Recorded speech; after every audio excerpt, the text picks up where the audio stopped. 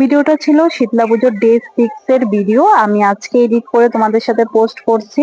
সেদিনকে গিয়েছিলাম আমি আর আমার মা, সাথে আমার দুটো ফ্রেন্ড, ওরা গিয়েছিল। ওরা অলরেডি চলে যাবে শীতলা পুজো, ওইখানে গিয়ে দেখা হবে। আর এখানে আমি আর আমার মা বেরিয়ে গিয়েছিলাম ঘর থেকে। আর মেলাতে গিয়ে কি কি ইউনিক জিনিস দেখেছি সব তোমাদের সাথে শেয়ার করবো। আমি সব ক্যাপচার করে রেখেছি মোবাইলে। আর চলো ভিডিওটা শুরু করা যাক। আর আমি এখানে আজকে জিন্স টপ পরেছি, সাথে আমার মা একটা সুন্দর সালোয়ার কামিজ পরেছে। আমরা দুইজনে বেরিয়ে পড়েছি ঘোরার জন্য। আর আমরা যেদিনকে গিয়েছিলাম সেদিন দিনের বেলা একটু একটু বৃষ্টি পড়েছে, কিন্তু রাতে এক ফোঁটাও বৃষ্টি দেয়নি, তার জন্য আমাদের লাকটা অনেকই ভালো।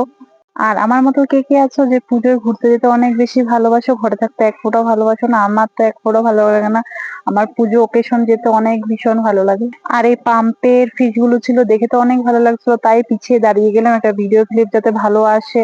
চেষ্টা করছিলাম ভালো আসে, ভাবলাম একটা সুন্দর করে পোজ দিয়ে ভিডিও ক্লিপ নিয়ে নিই, তোমাদের সাথে শেয়ার করা যাবে। আর এখানে দেখো পুজোর গেটটা এত সুন্দর লাগছে, আর কি বলবো। আর আমি সব গেট গুলো সুন্দর সুন্দর করে একটা একটা করে ভিডিও ক্লিপ নিয়ে নিয়েছি। আর গেট গুলো এত ভালো লাগছিল। আর আমরা যেদিন গিয়েছিলাম সেদিনকে অনেক ভিড় হয়েছিল, কারণ পুজো মাত্র শেষ হওয়ার 2 দিন বাকি, তার জন্য অনেকটাই ভিড় হয়েছিল। আর মন্দিরের ভিতরে মায়ের আরতি হচ্ছিল আর ধুনুচি নাচ হচ্ছিল। এটাকে ধুনুচি নাচ বলে নাকি হতে পারে, আমি ভুল হতে পারি, একটু কমেন্ট করে জানিয়ে দিও।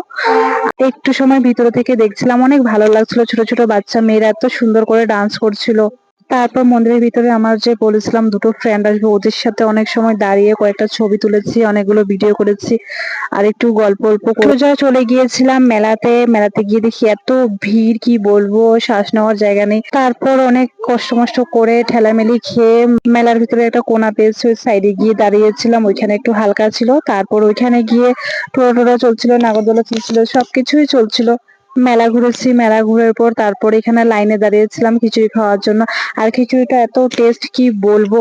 খিচুড়ি প্রসাদ টসাদ খেয়ে তারপর আবার ছবি তুলতে চলে এসেছি। কমসে কম 400টার উপরে আমার মনে হয় ফটো তোলা হয়ে গেছে, কিন্তু একটাও ভালো আসে না। করে একটা একটা পিক দিয়ে 400টা ফটো তুলে ভাবা যায়?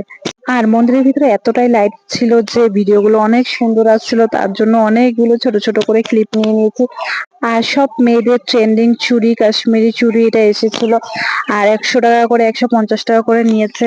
কিন্তু আমি নিয়ে ভেবেছিলাম নিবো, কিন্তু নিয়ে অনেক কানের, আমার ঝুমকা সব থেকে ফেভারিট, ঝুমকা নিয়েছি। চুড়ি পরতে ভালো লাগে, এতটাও না। আমার কাচের চুড়ি আছে, কাচের চুড়ি আমার বেশিরভাগ ভেঙে যায়, তার জন্য আমি ওটা নিই। আর আমার অবস্থাটা দেখো, লোকজন এত, তারপর আমার ছবি তোলা শেষেও হয় না। কাশ্মীরি চুড়ি বসেছিল, আর সাথে অনেকগুলো ক্লিপ বসেছে, সব 20 টাকা করে, অনেক সুন্দর সুন্দর ক্লিপ ছিল।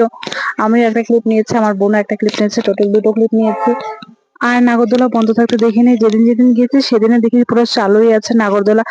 টোরা বন্ধ ছিল, কিন্তু নাগরদোলা একদিনও বন্ধ হতে দেখিনি। এত ভালোবাসে নাগরদোলনা, আমার তো দেখে ভয় লাগে। আমি নিচে থেকে ঠিক আছে, আমি দেখতে ভালোবাসি, কিন্তু উপরে উঠলে মনে হয় শেষ হয়ে যাব। এখানে অনেক সুন্দর কাটা ক্লিপ ছিল, আর সাথে ছিল অনেক সুন্দর সুন্দর কানের। এই কানের গুলো আমি নেবো ভেবেছিলাম, 50 টাকা করে ছিল, কিন্তু আমার কানটা এত লম্বা হয়ে গেছে না, কানের ছোট হয়ে গেছে, বুঝতে পারছি না এটা আমার কানে হয় না। আমি পরে দেখেছিলাম উল্টো আমার কানটা ব্যথা হয়ে গেছে, কিন্তু এই কানেরটা আমার কানে কোনো রকম ভাবে ফিট হচ্ছিল না। আর এই কিউট চাবি রুমটা দেখে এতই ভালো লাগছিল যে, এত কিউট, কি বলবো। এই বোতামটা দাবালে একবার স্মাইল করে, একবার রাগ করে, এত ভালো লাগছিল। আমি বোতামগুলো বারবার টিপে টিপে সবগুলো দেখছিলাম। আর এই রেটটা, এটা বোতামটাই নষ্ট হয়ে গেছে নাকি মানুষ টিপাতে টিপাতে এটা নষ্ট করে দিয়েছে। এটা দেখি হিলে না, ওর মুখে ঘুরে না। এটা এই পান্ডা না কি বলে এটাকে, ভালু যেটাকে বলে, এটা এত সুন্দর লাগছিল, আমি সবগুলো দেখছিলাম। আর এই ছোট ছোট বাচ্চাদের পুতুলগুলো আমার দেখতে এত ভালো লাগে। আর পুতুল তো আমার ছোটবেলার থেকে ভালো লাগে, আমি এত বড় হয়ে গেছি তারপরেও পুতুল আমার ভীষণ ভালো লাগে। আর এখানে লাবুবু ডলের সাথে দেখা হয়ে গেল।